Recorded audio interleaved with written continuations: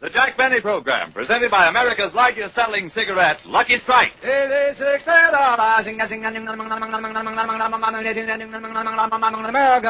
Lucky Strike, first again with tobacco men. Yes, Lucky Strike is the overwhelming choice of the independent tobacco experts, the auctioneers, buyers, and warehousemen. For a recent impartial survey finds more of these experts smoke Lucky Strike regularly than the next two leading brands combined. To you as a smoker, that fact is extremely important because these experts look to a cigarette for enjoyment. Real deep down smoking enjoyment. Now, aren't you looking for the same thing? Then light up a Lucky, and puff by puff, you'll see. LSMFT. LSMFT. Lucky Strike means fine tobacco, and fine tobacco means real smoking enjoyment for you. That's why you'll like Lucky Strike.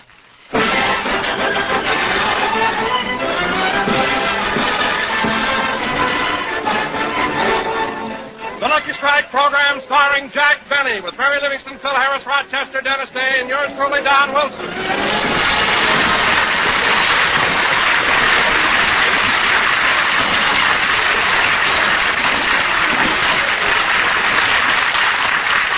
And now, ladies and gentlemen, we'd like to take you out to Jack Benny's home in Beverly Hills. At the moment, Rochester is busy in the kitchen while Jack is in the other room polishing the silver. Phew. Oh, boy, what a job. Oh, well, there are only 4 pieces left. 3 dimes and a quarter.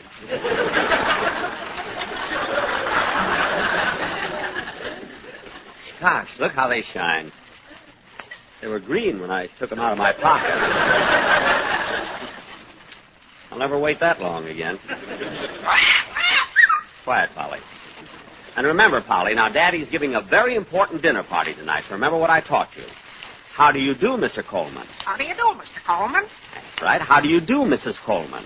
Hiya, Toots. Polly, I wish you'd pay more attention. Oh, boss! Yes, Rochester? What time are Mr. and Miss Coleman coming over for dinner? Oh, they'll be here about 7:30. Good. That'll give me time to fix some hors d'oeuvres. Oh, yes. What are we going to have, Rochester? Cheese and crackers, anchovies, and sardines. No hard-boiled egg? No, Polly didn't come through this week.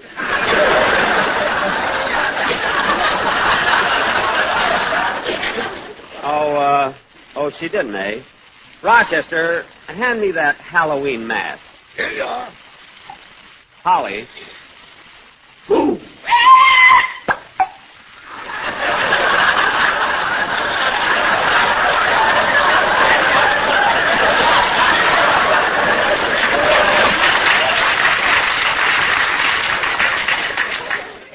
Oh, my goodness, look, Rochester, the egg broke. You sure scared her, boss. It's a double yolker.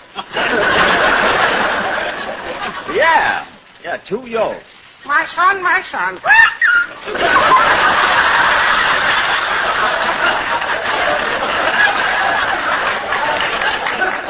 It'll be all right, Polly. You're young yet. You'll have more. Rochester, you fix the hors d'oeuvres. I'll go out in the yard and pick some flowers for the table. You sigh, the song begins. Just speak, I'll play my violin. It's magic. The stars desert the skies. It happens even in Van Nuys. It's magic.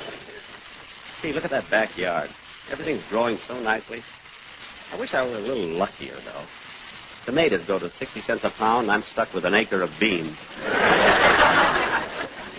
Oh, well. Last spring I made money on my pigs. See, what kind of flowers should I get for the table? I think I'll take some of these bluebells. They match my eyes.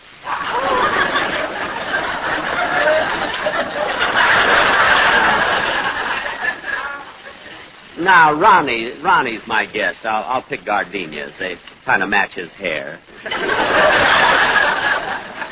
I think I'll take some of these roses, too. There. That ought to be enough. You sigh, the song begins, and then I play my violin. It's lousy. La, la, la, la, la, la. Oh, Rochester, get me a vase for these flowers. Yes, sir. And say, boss, while you were out, Polly laid another egg. Another egg? Yeah, she said it was a repeat for the West Coast.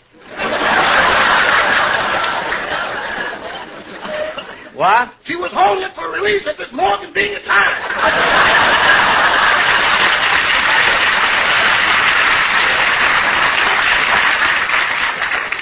Rochester, stop being so silly and start setting the table. Okay. Oh, boss, What? are we going to use napkins or shall I put on a long tablecloth? We'll use napkins tonight. What about those on the buffet? The man brought those this afternoon. Wait a minute, these are funny-looking napkins. That's what I thought, so I asked the man to leave his phone number. Here it is. Good, I'll call him up. Never seen napkins like these before. Hello, Nap's Diaper Service.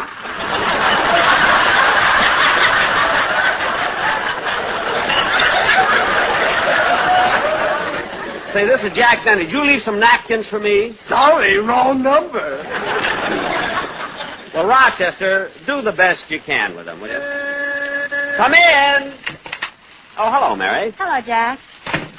I came over since I could. Oh, did you stop by the market and get those things I asked you?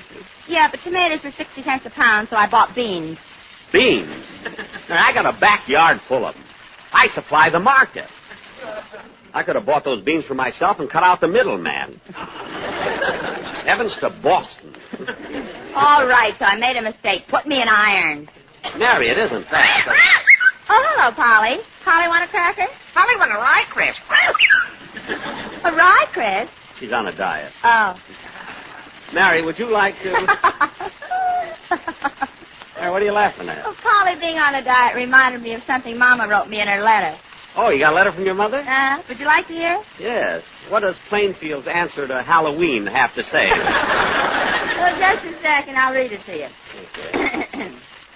My darling son, Mary. Son? Mama wanted a boy. Oh. Mary, dear, we're all feeling well and hope you are the same. First of all, I want to tell you that your cousin Louie went on a diet and lost a lot of weight. It's a very strict diet. For 30 days, they wouldn't let him have anything but bread and water. Your mother will say anything for a laugh. And, Mary, it was awfully sweet of you to send your sister, Babe, that French bathing suit from Paris. However, Babe tried the bathing suit on yesterday, and something's wrong. Either the manufacturer left something off the suit, or nature left something off Babe.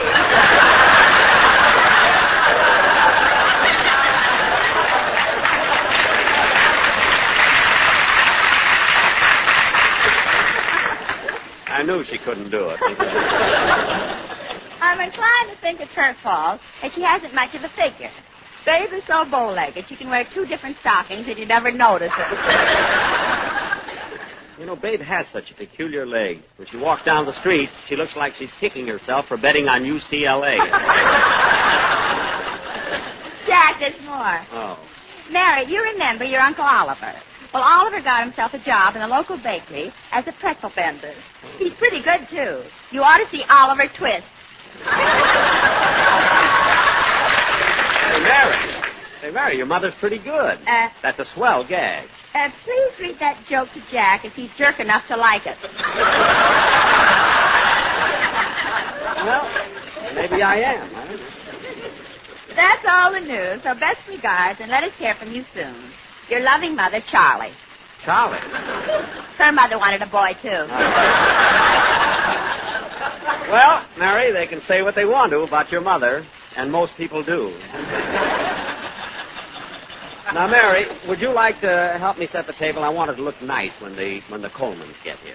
Sure, Jack, but you know it's still pretty warm. Why don't you serve dinner out on the patio? Say, that's a good idea. Oh, Rochester, we're going to have dinner out on the patio. Patio lady. Jack, what are you staring at the wall for? Mary, that echoed. You must have heard it. Jack, if you don't stop imagining things, you'll go crazy. I'm not imagining things. I heard it. I know I did. Well, try to get your mind off it. Okay, I'll try. I got the table all set, Mr. Benny, but I'm having a little trouble with the napkins. With the napkin? Yeah, I keep folding them into squares, and they keep folding themselves back into triangles.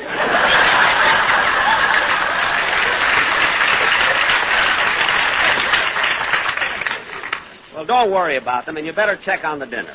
Okay. Oh, say, by the way, Mr. Wilson came in a while ago. He wants to see you. He's in the library. Oh, Don Wilson? Oh. Oh, hello, Don. Hello, Jack. The sportsmen couldn't come over, so they asked me to talk to you about the commercial for the program. Oh. Meanwhile, I've been looking through your scrapbook all about your trip to Europe. Oh, yes. It's interesting, isn't it, Don? Certainly is. Gosh, what beautiful pictures. Yeah. Don, look at this one here, taken in Switzerland. Aren't the mountains beautiful with the snow-capped peaks and waterfalls? Yes. What do people eat there? Oh, cheese and hot chocolate and a lot of dairy things. And Don, look at this picture taken in Glasgow, Scotland. The Highlands of Scotland are so picturesque and charming. It's really inspiring. What do people eat there? In Scotland? Oh, meat and potatoes, the same as we do. Oh, look here, Don. Here's a picture taken in Amsterdam, Holland. Ah, what a country, Holland, with its canals and dikes and windmills. What do people eat there? Well, I don't know. Fish, vegetables, a lot of things. Jack, what's this picture down here? Don, I'm glad you noticed that. That was taken during the war when I was in the South Pacific. That's a little island surrounded by coral reefs with a few palm trees waving in the breeze. And the water is crystal clear and the sand is as white as ivory. What do people eat there? Each other. They're cannibals.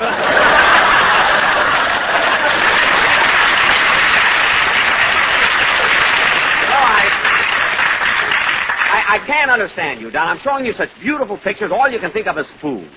Look at this one here, the one with the donkey.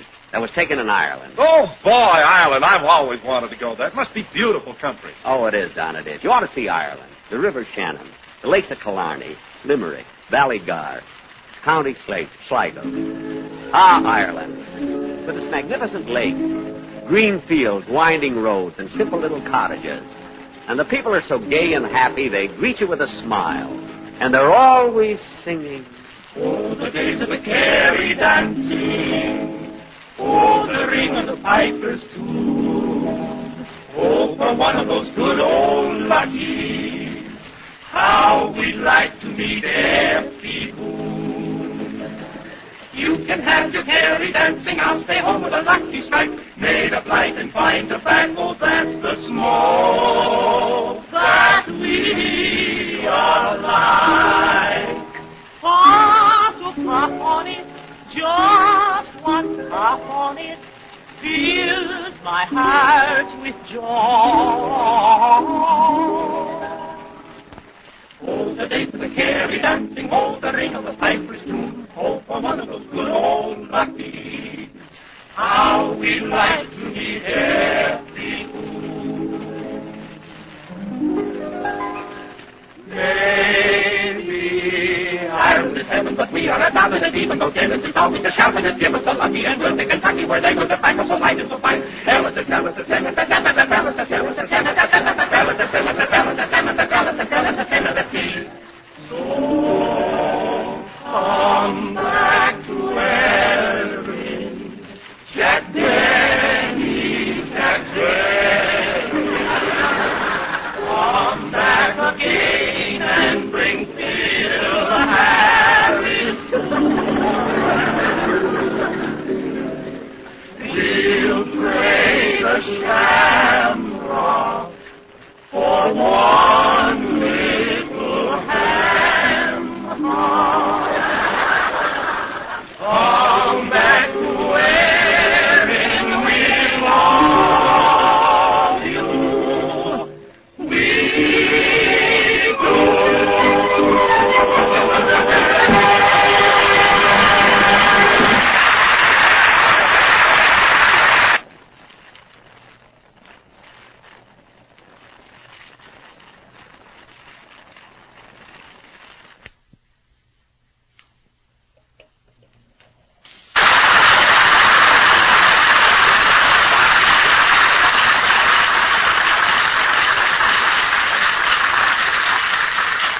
Yes, Don, without a doubt, Ireland is one of the most beautiful countries in the world.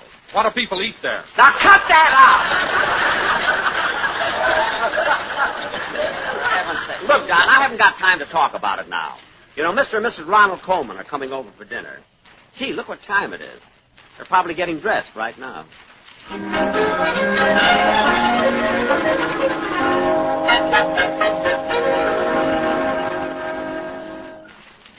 Oh, Benita. Yes, Ronnie?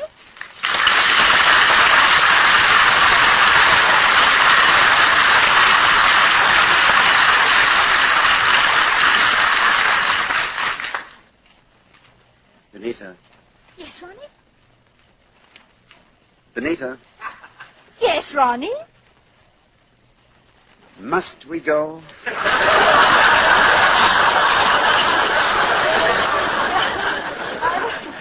I'm afraid we must. It's too late now to get out of it. Well, I certainly wish we had to. Say, I've got it. Call Jack up and tell him I broke my leg. Oh, darling. You can't tell him you broke your leg. You told him that the last time, and he found out you didn't. Well, this time I will break it. Darling. That's not necessary. After all, he's not going to ask you to dance with him. Well, can't you call him up and say I have a cold? And my doctor doesn't want me to be among crowds? No, that wouldn't work either. Jack told me this was to be an intimate dinner, and there won't be many people. Well, not at first. But the place will be jammed when the Greyhound bus stops for sandwiches. Well,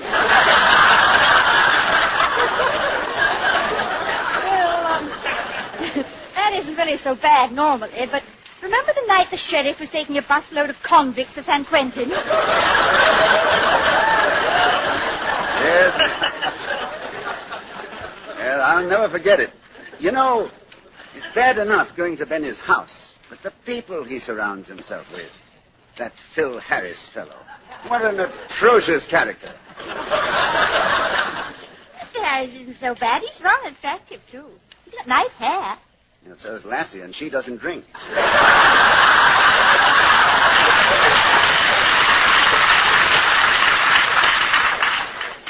Even if she did, she couldn't lap it up as fast as he can.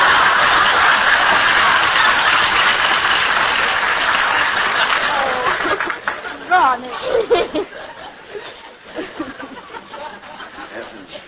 And of all Benny's cast, the most ridiculous is that Dennis Day. I know, but at least Dennis has an excuse. Oh, what's that? He's nuts. Yeah, he certainly is. And that Don Wilson fellow, you know, I can't understand him at all. What do you mean?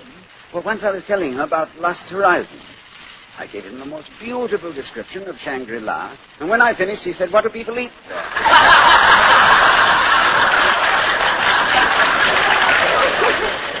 Oh, sorry. Yes, cheer up. At least Mary Livingston will be there, and she's very nice. Oh, yes, Mary's lovely. But how Benny could take that girl out of the May Company and drag her down to this, I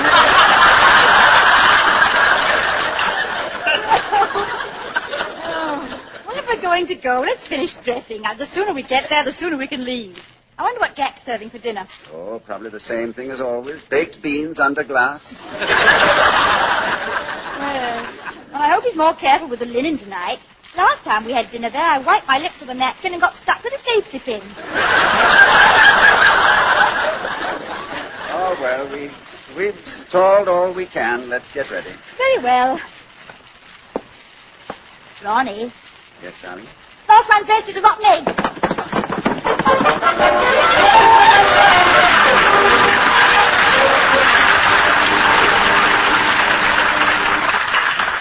Well, Mary, the table's all set. Looks nice, doesn't it? Especially the decorations. Oh, Jack, you always overdo everything. The last time I had dinner here, you had the table covered with flowers, ferns, leaves, and everything. So what? So what? Trying to find the mashed potatoes was like looking for Chloe.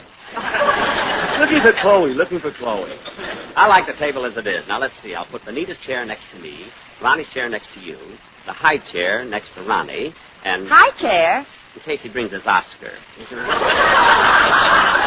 Now, let's, Boss, Mr. Harris called a while ago and said you promised to lend him your tuxedo tonight, so I laid it out on the couch. Oh, yes, his didn't come back from the cleaners. Jack, where would Phil be going that he has to wear a tuxedo? Well, his band has been engaged to play at the Hollywood Bowl. But the Hollywood Bowl is closing for the season. I know. They want to make sure of it. Oh, I just thought of something. Rochester. Yes, Mr. Benny? Now, Rochester, I want this to be the classiest dinner that I've ever given. So get the candlesticks off the mantelpiece. I think it'll give it just the right touch of continental flavor to have dinner by candlelight. Wait a minute, Jack. I'm not dressed for such an occasion. You're going to eat by candlelight. Why didn't you give me notice? The electric country didn't give us none. It happened this morning. I just stepped out of a hot bath when the man came. He not only turned off the heater, he blew cold air on me. Here are the candles, boss. Put them in the center of the table. I still think it'll be too dark. Well, okay. If you want electric lights, I'll go out to the switch box and connect the wires myself. Come on. Switch box is out in the service port. There it is over there. Boss, here's a pair of pliers, a screwdriver, and a roll of tape. Thanks. This won't take long at all. Mary, hand me my rubber glove. Yes, Doctor. Don't be funny. Jack, What? maybe you shouldn't fool around with electricity. I know what I'm doing. Here, hold this flashlight. Okay. Now, let's see. And I'll take this wire and connect it over there. Did the lights go on, Rochester? Uh-uh. No. And I'll take this wire and put it over like that. Does that do it, Mary? Uh-uh. No. And I better take these two wires and hook them onto the bottom two wires like this. Did that fix it, boss? Boss! Boss! Boss, speak to me!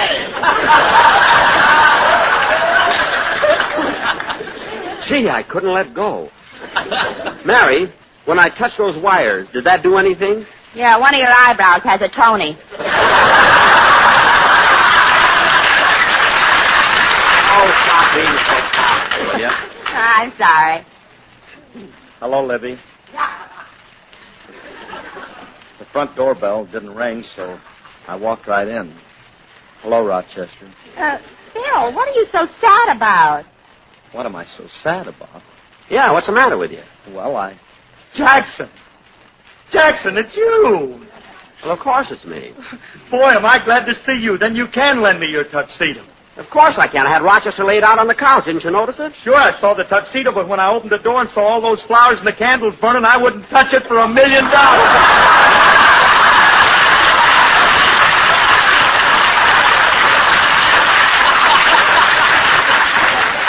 What? And Jackson, don't ever cross the sleeves like that again.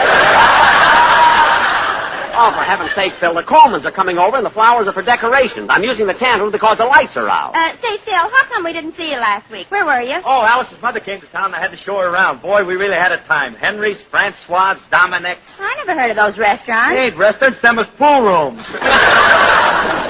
Pool rooms? Phil, you took Alice's mother to a pool room? She loves the game. Phil, You don't think she talked Alice into marrying me just because I'm pretty? this is ridiculous. Wait a minute, Phil.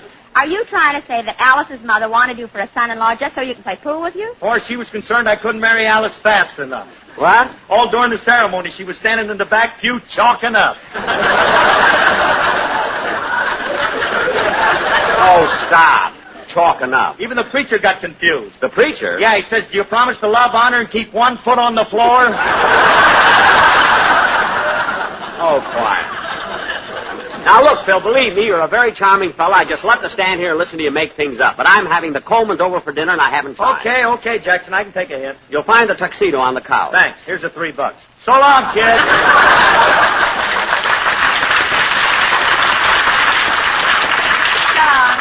Jack, aren't you going to fix the lights? Oh, I'm not going to bother with it now. We'll just have to leave the candles.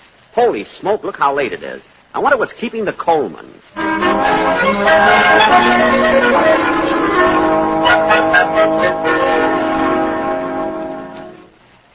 Benita, is my tie on straight?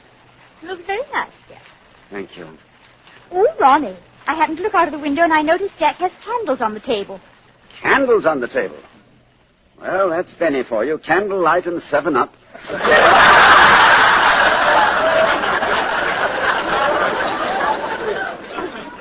Oh, Benita, I'd give anything if we didn't have to go. Anything. Oh, darling, what's the difference? It's only one night. I know, but he's such a bore. Talks about himself all the time. You ever forget that night we ran into him in London? But Ronnie, Jack was only trying to make conversation. Conversation? Benita, I didn't mind when he told me he broke all existing records at the Palladium. And I didn't mind when he told me that the King and the Queen couldn't get tickets. But when he told me they were going to move his dressing room to number 10 Downing Street, I could have spit in his eye.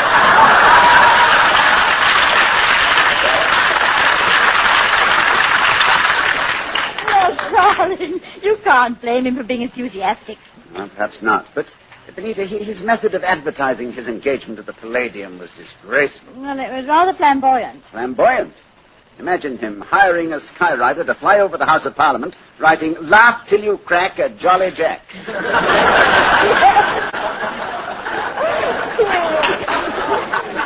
I never could understand that P.S. More for your car. No, neither could I. I tell you, darling, if I have to listen to that stuff again tonight, I shall... Oh, I'll get it. Yes? I beg your pardon, is this Jack Benny's house? Well, Jack Benny lives next door. Next door? But that's a parking lot. Only the front lawn. Well, I'm sorry I bothered you, but I got to deliver this stuff to Mr. Benny. He called up the market and said something went wrong with his oven, and he told me to hurry over with 4 cans of hash. Hash? Benita, did you hear that? Hash. If Benny thinks I'm going to put on a tuxedo to eat hash with a bunch of convicts, he's got another thing coming. Ronnie, now don't get so excited. We promised Jack we'd be there. We've got to go. Now, come on. All right, come on, let's go. Anita, from now on, invitation or no invitation, I swear this is the last time... Ronnie, look out. Oh! Ow. Ronnie, darling, did you hurt yourself? Why did the gardener leave that flower pot in the middle of... Benita. Oh. Ronnie, what's the matter? Ronnie, what are you laughing at? Benita, we don't have to go. I broke my leg.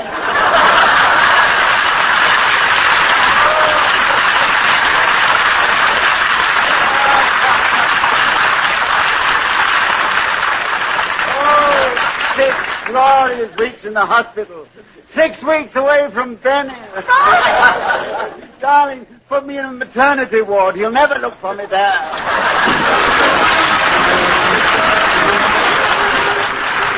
Jack will be back in just a moment, but first... American. An impartial survey covering all the southern tobacco markets reveals this important fact. More independent tobacco experts smoke Lucky Strike regularly than the next 2 leading brands combined. Yes, Lucky Strike. First began with Tobacco Man. Remember, these are the experts, the independent auctioneers, buyers, and warehousemen. Year after year, they can see the makers of Lucky Strike consistently select and buy that fine, that light, that naturally mild tobacco. And more of these experts smoke Lucky Strike regularly than the next 2 leading brands combined. You've heard the survey results. Now, here's what Mr. Frank A. Brown, veteran tobacco warehouseman from Stoneville, North Carolina, recently said. Season after season, I've seen the makers of Lucky Strike buy fine, ripe tobacco. Tobacco you just can't beat for smoking quality.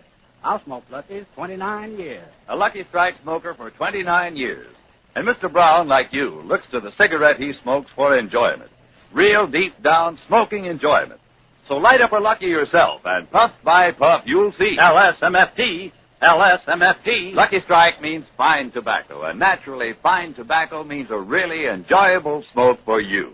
Yes, puff by puff, pack by pack. You'll like Lucky Strike. So next time you buy a cigarette, ask for Lucky Strike. Good night, folks.